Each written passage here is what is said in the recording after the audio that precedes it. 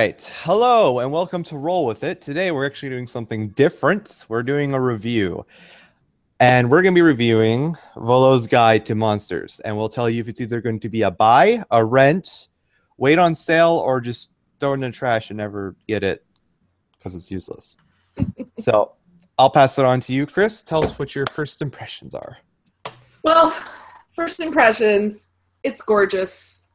It has the great artwork, a lot of actually really good artwork. I don't think I saw anything that I felt like, oh, this is, sometimes some of the books will have subpar artwork that you're kind of going, how'd that end up in here? But everything I've seen in here has been really, really cool.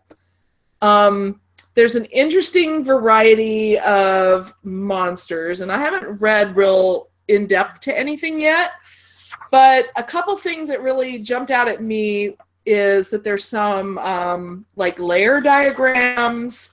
There's a lot of roll tables that give you options to like go different directions with the monsters. And then there's some really cool, I noticed there's a lot of fey creatures, which I haven't really been exposed to or messed with a lot, but there's some really cool fey in here.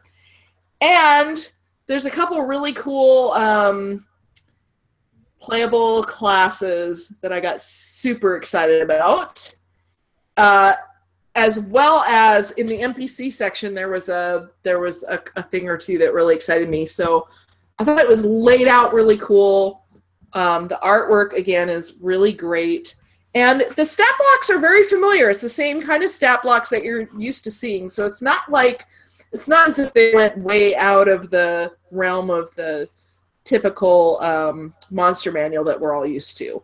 So I think it's really fun and it's really cool. And I can't wait to have a little more time to really read about it and read into some of the creatures that I was particularly interested in. What about you, Nate? Yeah, so I got to read into it a little more, and I have a little bit more of a developed understanding of the book, and I'm going to read to you guys a short part, which I think really entails the book. Disclaimer, Wizards of the Coast does not vouch for, guarantee, provide any promise regarding the validity of information provided in this volume by Volo. Do not trust Volo. Do not go on quests offered by Volo. Do not listen to Volo. Avoid being seen with him for risk of guilt of association. If Volo appears in your campaign, your DM is undoubtedly trying to kill your characters in a manner that can be blamed on their own actions. The DM is probably trying to do that anyways. But Volo's appearance, you know for sure, we're not convinced that Elminster's commentary is all that trustworthy either. But he turned into us in flumps the last time we mentioned him in one of these disclaimers. This really shows Wizards of them. I don't know why I can't talk right now. Their attitude in this book. It's very fun and go lucky, but still very well made and very eloquent in a lot of ways. That, as she was saying, the pictures are very well done. I have very few complaints. There is one. A lot of the pictures for some of the monsters, annoyingly enough, this might be my own griping about it, is like literally just some of them they just show the weapon that they would use, not the actual person. Which I'm kind of like, where's the rest of the person? But, that's just me complaining. The book is very well organized. I was reading a complaint that somebody had that they didn't even got the book, and they just thought it'd be a whole bunch of just basically a huge mess, and that every monster, you have to look through hundreds of pages to find anything. It's not that way. The very first part of it talks about monsters in depth. Very well done. I read through it, and of course you don't have to follow exactly, but it gives a lot of inspiration, like our video does. Then the middle part, it has your new player characters. Not going to tell you because I want that to be a surprise for everybody. Don't look it up. And then the last part of the book, it kind of just gives you a whole bunch of monsters. And the monster manual part is set up like the regular monster manual. It's like literally you're getting a DM's guide in the first half, a player handbook in the middle, and then a monster manual in the end. It's done amazingly well. I have no complaints, really. Seeing other people's views on beholders and some of the other creatures, I would have never thought of some of the things that they decided to do with it. One thing I would like to add, though, is in the monster manual part, they do still have massive explanations on the monsters. Yeah. So if you're trying to find stuff, take pictures or take quick notes because it's kind of hard to go through everything. Kinda, not really, but you know, it's still just easier that way. Definitely read through them. It's well written. It's well done. It's very well explained. So, what do you think? Buy right now, wait to go on sale, rent, or don't even bother? I am definitely not sorry that I bought it. It's definitely worth buying. However, I did buy it on Amazon at the discounted rate that I think it's 29. It was $29 that you reported last week.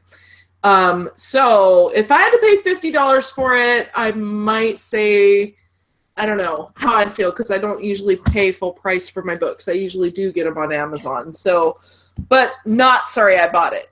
So I think it's a I, buy. I think it's fair to I, say it's a buy. it's definitely buy because for me at least, I love supporting when they're actually doing